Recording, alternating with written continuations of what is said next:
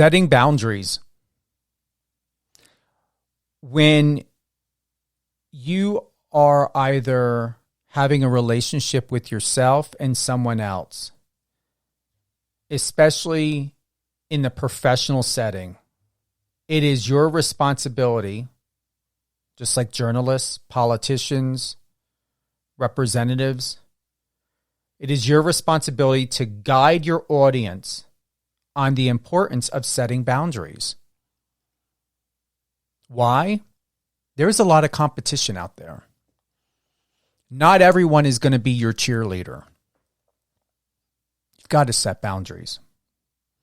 You are in a place to where you can offer practical advice on saying no. Do you have a problem saying no? And that's a realistic and honest question. Do you have a problem saying no? There are people in the world that do. The question is why? Is it due to the fear of abandonment, rejection, judgment? I've seen many times, especially in my friend's life, even with my biological mother, did not want to be alone. They were scared of abandonment and loneliness and rejection. When someone refuses to set boundaries and to say no, it sets the precedence for something huge, a path you may not want to undergo. And when you're fighting and holding on to a fear, the fear of abandonment, the fear of loss, the fear of being forgotten, it's already happened. Because you're not living in the present moment. You're living in a reality that will never meet to your expectations and something you will never live up to because you're living in fear. And no one else can join you in that journey as well. Because there's an invisible wall blocking every opportunity. You'll see the opportunity. You may live and experience the opportunity. You may have other people that are part of your life experiencing and enjoying the opportunity with you. But you're not going to really live it. You're not going to really feel it. You may not even see all the beautiful details of it. You're in a prison. It's what it is. It's a prison. Once again, offer practical advice on saying no when necessary, and share examples of how healthy boundaries contribute to overall well-being. Emphasize that setting boundaries is an act of self-respect. I'm going to repeat that. Emphasizing that setting boundaries is an act of self-respect. How often do you have positive affirmations? How often do you set positive boundaries and goals? Why? This is what I want you to do. I want you to provide examples of affirmations tailored to fostering self-love. I put that down as a note. Provide examples of affirmations tailored to fostering self-love. Encourage your audience to create their own personalized affirmations and incorporate them into their daily routine for a positive mindset shift. You know what that sounds like to me? It's like when a company has a handbook of policies and procedures, terms and conditions. What are your policies and procedures and terms and conditions of your life? Your relationships? The relationship you have with money, the relationship you have with God, the relationship you have with the world, the relationship you have with yourself. What are the policies and procedures and terms and conditions? What rules have you made? What terms have you made? There's nothing wrong with that. But are they allowing you to live a fruitful life? Are they giving you the opportunity to live an enriching life? Or are you always looking down at those terms and conditions and those policies and procedures in making sure that everyone is accountable and you are accountable to live strictly to them, and never looking up, looking to the side, looking behind you to see what else is around you? So many people have their face in the phone. How often when you're out and about do you look up at the sky? Do you take notice of the birds? Do you take notice of the plane? Do you take notice of the sunset, of the changing colors? You know what life is like? It is like when you're outside or looking out the window and you see a formation of the clouds, and the moment you look away, it can be for a split second, it could be 10 seconds, and what you saw is no longer there. That's life. Don't assume that what you see and what is will always be there. I'm going to give you another reminder. I was in a lease. I was going to go month to month in my lease. What happened? New ownership. Ownership of the property changed hands during my year lease. And new property management company. New owner, new property management. And even though my lease is still my lease, what was agreed upon and what was talked about, even what is in the lease, changed. And the owner has every right to do that. You are the owner of your life and the decisions that you make while you live in this world in your body. What are you doing? What are you practicing? Now I'm going to go into this part. It's called gratitude practice. And the whole point of this is to dive into the benefits of a gratitude practice, is to discuss specific techniques for expressing gratitude. I'm going to add by saying this is keeping a gratitude journal or engaging in daily reflections. I'm also going to add what I shared before that I still do. Therapeutic journaling. It's essential. Share your personal anecdotes about how gratitude has enhanced your own self-love journey. I'm going to repeat that. Share personal anecdotes about how gratitude has enhanced your own self-love journey. Can you imagine what it would read? I mean, really read? Don't be in your way. Don't try to edit. No one's going to see it. Write it in private. But how would it read? And then go back to it later and reread it. Put it away and save it for later. And find out, who are you? What are you about? What are your truths? What are your boundaries? What are your restrictions? What are your restrictions? What are your terms and conditions and policies and procedures of how you're going to live in your body and embodiment? It's a solid question. How do you want to explore love? How do you want to explore life? Answer that. Empowering listeners from the US to the UK. Live on air with Stephen Cuoco.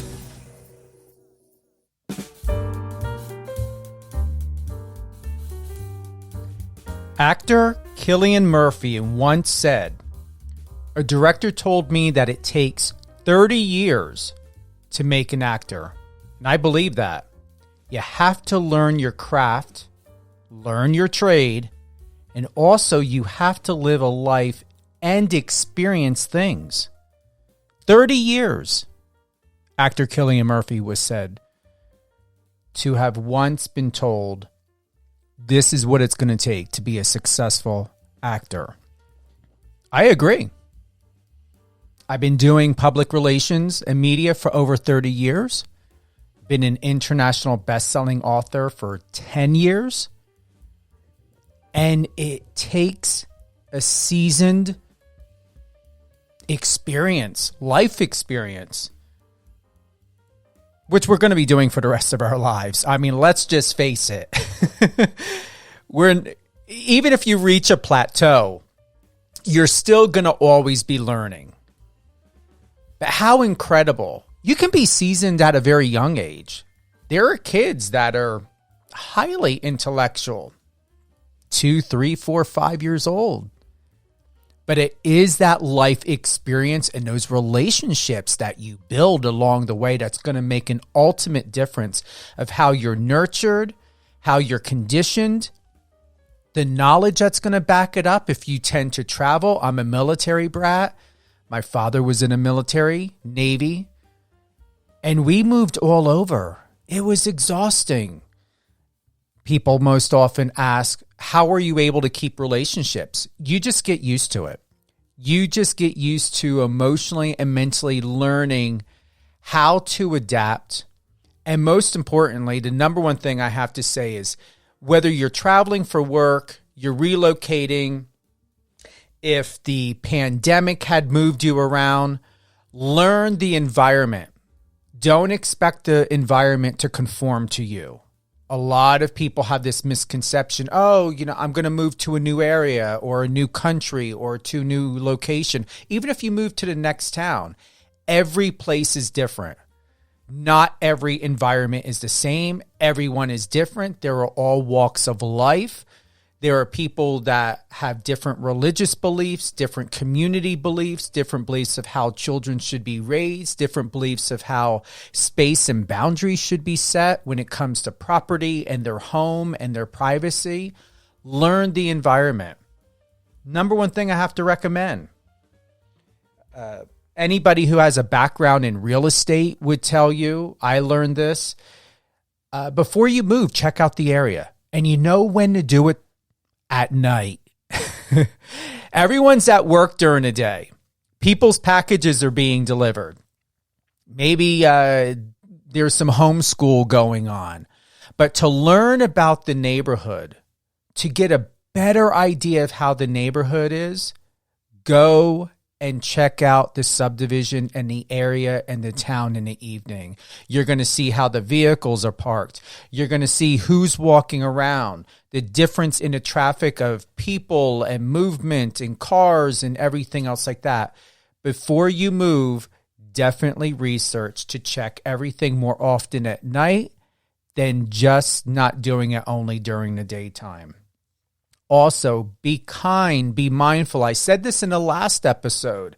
Take your time. I'm going to be 50. I'd rather just say I'm 50 years old. I'd be 50 years old in April.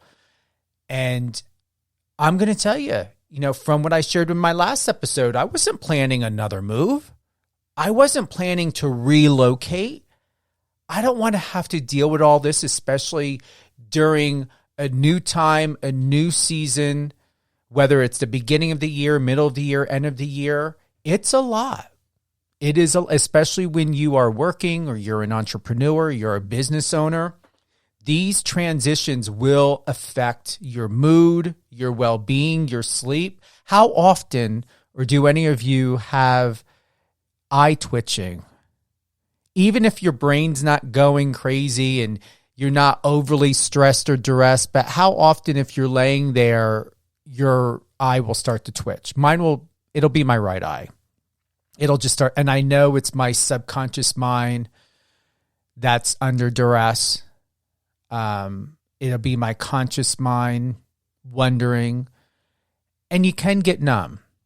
You can get numb to these feelings, especially when you do it over and over again. If you're having feelings of giving up, or if you're just surrendering, these feelings and emotions and little ticks and body reactions, they're all normal.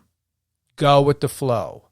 But if you feel that you need to talk to a doctor, if you need to talk to a counselor, a mentor, a therapist, I said it before, I'm going to say it again. Don't hesitate to ask for help. Always, always get that help when you need it, and don't assume to have everything perfect. A very good friend said it's not about perfection, it's about progress. And that's the absolute truth. It is about progress. Give yourself time and grace. I will be redundant about this. You may hear it often in my shows and in my episodes. It's ever so more needed. And I would say asked to be heard, to be reminded you have permission to feel the way that you feel, and that is okay. Just don't stay there too long. If it's not feeling good, you don't want to stay in a place of dis-ease. You know, there's a difference between stress, a good stress, and a stress that everyone tries to avoid every day, whether they're drinking their coffee or having their cocktails or meditating or traveling, whatever they need to do or want to do. Be mindful that no matter what you're doing and how you're doing it, are you doing it to escape, or are you doing it to celebrate, or are you doing it out of habit? What is the reason why you're doing it? I was at Starbucks a while back ago, and one of the baristas she had shared with me, I noticed a difference in her skin, the way she looked, her body posture. And I asked her, I was like, are you okay? What's happening? She said that she had quit smoking. And her and her boyfriend just moved into a new apartment. They were adjusting to everything. And I asked her, are you okay? And she's like, yeah. And she said she cut back on coffee and now she's drinking more tea. And I told her, I said, the common theme with any sort of addiction is to understand, is it the chemical component? Is it the emotional, mental? Are you using it as a crutch? Are you using it as a way to ground yourself? There are many different ways and reasons of why someone drinks, smokes, even exercise. Anything can become an addiction. Strict eating habits, whatever it may be. Why are you doing it? And if you want to make adjustments in your life, and if you feel that you're in some sort of emotional prison, or you want to change things up, or you just got out of a breakup or a marriage, or you and your family are moving, whatever is happening, if your kid's going off to college, or you just got a new promotion or something, and you want to make life changes, but yet the old behavior patterns, old formulas, formats, way of living is not working, and it's becoming daunting and boring, and you feel complacent in your life, change it up. You know, there's no rule book you have to live by. Unless you make one for yourself, there is no rule book. Keep that in mind. You have permission to change it up. One of the things I would like to talk about, and where we're going to be going today, and where I would like to expand, is all about how to embark on a transformational journey or a transformative journey. That's what I would like to talk about today. And exploring the art of self-love and the importance of treating ourselves with the respect we truly deserve. How much love do you believe you deserve? How much of anything do you believe you deserve? Peace, peace of mind, tranquility, freedom, financial freedom, emotional freedom, spiritual freedom, health, your physical body, your conditioning. How much in all of that do you feel and believe that you deserve when it comes to respecting yourself and someone else? Setting boundaries. What do you deserve? How are you speaking your truth? How are you living your truth? How are you understanding self-love? And I'm asking you, how are you understanding your own self-love? Your perception of life. What is your perception of life? What is your perception of other people? Is it a perception or is it a requirement? What demands are you placing on yourself? What demands are you placing on other people? Write this down. Get a notebook. Open up your notes in your phone. Do text to talk. Understand why, what's happening in your life. And to better know this, journal. Ask questions. We're going to dive into the core of self-love. It's not just about self-esteem. It's about recognizing your inherent value. What is that? What is your inherent value? What does it look like? What does it feel like? What does it sound like? When you're getting dressed in the morning, getting ready for work, before you go to bed, when you're saying your devotions, when you're kissing your child or children before they go to sleep at night, when you're having your family dinners, when you're by yourself in that hotel room, when you're in traffic alone by yourself during a hot summer afternoon and you've got time to think. What are your inherent, what is it going to be to recognize? How do you want to recognize your inherent value? You can always start by sharing personal stories or examples of time when acknowledging your worth, where you made a positive impact in your life. How are you teaching others to love themselves? And you know that teaching others to love themselves often begins with self-compassion. Are you compassionate to your own needs? Write that down. Ask the question, am I compassionate to my own needs? Am I compassionate to my children's needs? Am I compassionate to my spouse needs or my fiance? Include your animals. How many people have animals? Where do you take the time to hug your pet, love your pet, have a conversation with your pet? You know, science have said it many, many times. Speaking to plants make all the difference. Many tests have been done on this. Talking to water, talking to plants, connecting one with nature. It's the same thing. Connecting with yourself, connecting with your loved ones. It all matters. How are you sharing your moments of vulnerability from your own experiences? What are you teaching other people? What are you teaching your children? What are you trying to convince when it comes to yourself? What are you trying to convince is the truth, is the reality of your life and who you are and why you feel the way that you feel? Why you are justified because you're hurt, you feel betrayed, you feel deceived, or you feel honored, you feel respected. You can always start at the opposite end.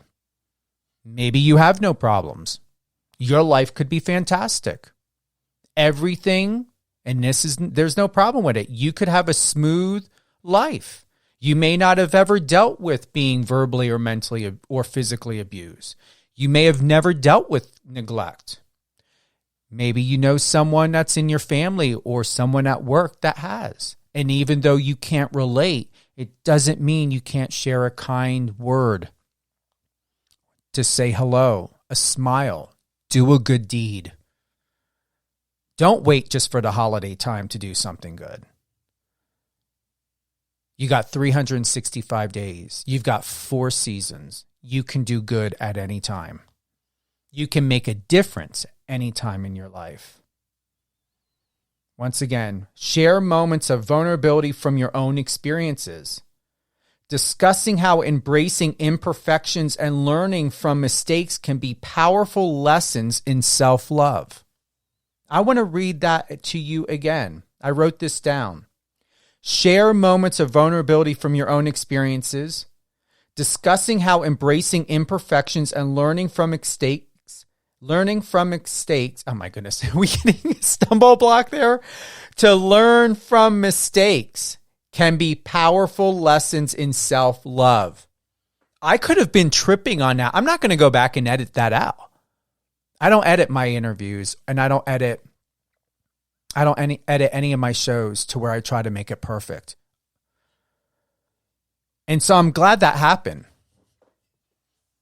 Mistakes. Are you hard on yourself? How are you diligent to where you are either driving yourself crazy or going out of your mind or living a highly restrictive life because you refuse to make mistakes? You refuse to be seen as someone that's silly or uneducated or a failure. Not everything has to be perfect. As a reminder, when I came out with my first book, I did not have an editor touch it at all. I did not want an editor to touch it. And I had 3 who are a good friend that offered. I said no. I felt that it would take away from the authenticity of who I am. And most important, I did not want to tell myself from any one of those timelines, whether it was a 7-year-old, a 10-year-old, a 15-year-old, a 20, I did not want to tell them that by making judgment to something that should be corrected by what I believe my standards are now, or what I think and believe the industry would expect from me, I'm not going to change a thing. And it was a little bit intimidating, because who goes out and becomes an author and doesn't have an editor to touch their book? Or how many people are using ghostwriters or AI right now? People are using AI to write their books, create their graphics. I encourage you not to skip anything in your life. Don't skip a thing. Make sure you're part of it. Because I'm going to tell you this. You are worth knowing. And when a day comes and you do speaking engagements, if you do private engagements, if you start doing TEDx talks, if you start doing interviews, radio, podcasting, you need to know exactly. Because whether the questions are planned or not, oh, trust me, it's not that someone is going to try to dupe you or try to trip you up personally. But the main goal is to have all the facts. The main goal is to express and to deliver the truth, to be fair, honest, and disclose all material facts. That's your responsibility. That's the journalist's responsibility. That's everybody's responsibility. When you are expressing who you are, and when you want those friendships and those business relationships and partnerships, investors and sponsors and everyone, do not skip the line. Do not skip a process. And please remember, don't rush through it. Because how can you call yourself an expert if you have not lived an experienced life? I'm going to repeat that. How can you call yourself an expert if you have not lived in an experienced life? Write that down. Have an answer. Write that down of what I just said to you. That's actually a new quote. I'm going to have to, or I don't have to do it. I'm going to choose to do it. I'm going to have that published on Goodreads. And I may just add that into my second book that I'm planning to publish this year. How can you call yourself an expert if you have not lived in an experienced life? It's a valid question, and it's something you're going to have to answer. Here's something that some may not want to hear, and the word is setback or setbacks. How does that sound to you? How do you feel when I say the word to you, setback?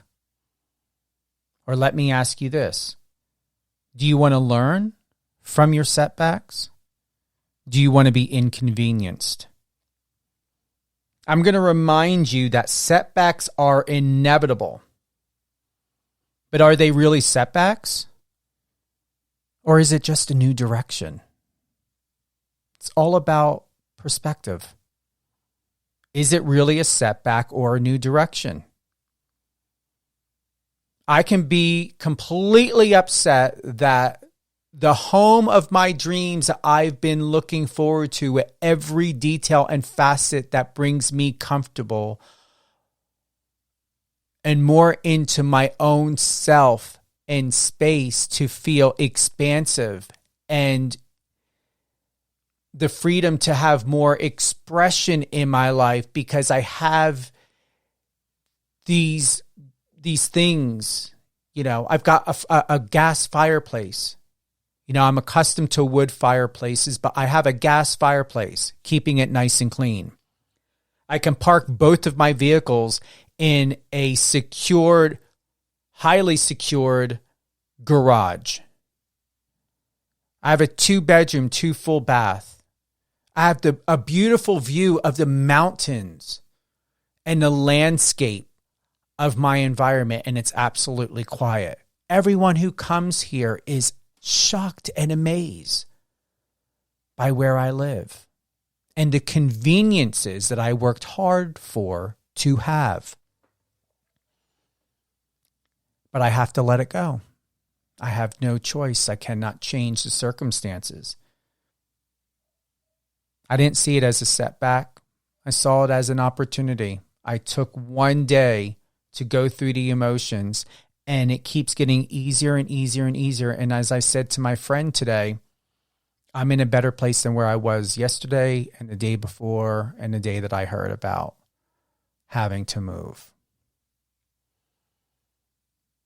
The highlight of the importance of viewing challenges as opportunities for growth and self-discovery is imperative. It's important. And I encourage you to share examples of how overcoming obstacles has strengthened your self-love. I want you to email me. I'm going to give you my personal email. I would like for you to share your thoughts and ideas with me from any one of these episodes. We can bring you on and have you on as a guest. I'm going to have you go to my Gmail account, stevencuoco@gmail.com, StevenCuoco@gmail.com. Send me an email. Tell me what you think. What is your perspective, or what is your perception from what you are hearing today? Is this resonating with you? Do I resonate with you? Do you want to learn more about my journey and my story? Let's find out how it can help you. You may have a journey that you are currently on that I can relate to or that I can help you with. We can help each other. Send me an email. Put in the subject line, Steven Cuoco, Biz Talk Radio. I'd love to get it. Once again, StevenCuoco@gmail.com. Remember, are you running on perception or perspective? Are you running on your own emotional self and ideas, or perspective to where you're outside of yourself and you're seeing the bigger picture? You're not overwhelmed by emotion. You're not overwhelmed by brainwashing or stress or too many people in your ear. What's your perspective of your life? And I'm here to offer additional insight. And we're going to expand more on this very soon. I want to thank you for joining me today on Biz Talk Radio. You can learn more about me at stevencuoco.com. That's StevenCuoco.com. I'm looking forward to hearing from you. Tell me your story.